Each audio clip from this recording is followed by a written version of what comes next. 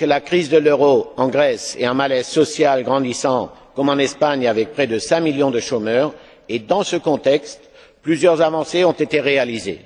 création de mécanismes européens de stabilisation financière, progrès dans la régulation des marchés financiers, et là je vous demande, Monsieur le Premier ministre, de continuer à garder la même voie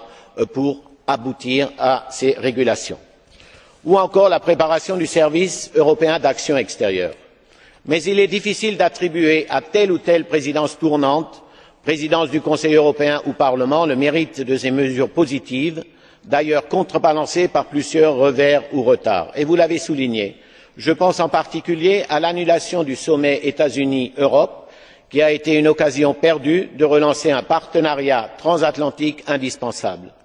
Mon groupe souhaite que le Conseil européen, lors du sommet de septembre sur les partenariats stratégiques,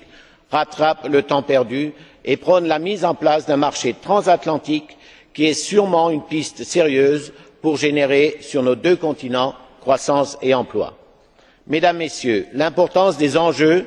nous oblige à envoyer aux Européens, et pas seulement au marché, des signes de confiance. Confiance dans notre capacité commune à innover et à entreprendre, confiance aussi dans la capacité de l'Europe à renouer avec la compétitivité et donc avec la croissance.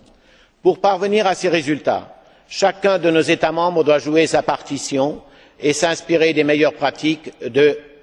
ses voisins. Mais pour que le concert soit harmonieux, il faut un chef d'orchestre et ce chef d'orchestre doit être européen. Mon groupe attend des dirigeants européens qu'ils affichent un message d'unité et de confiance et qu'ils s'organisent en conséquence.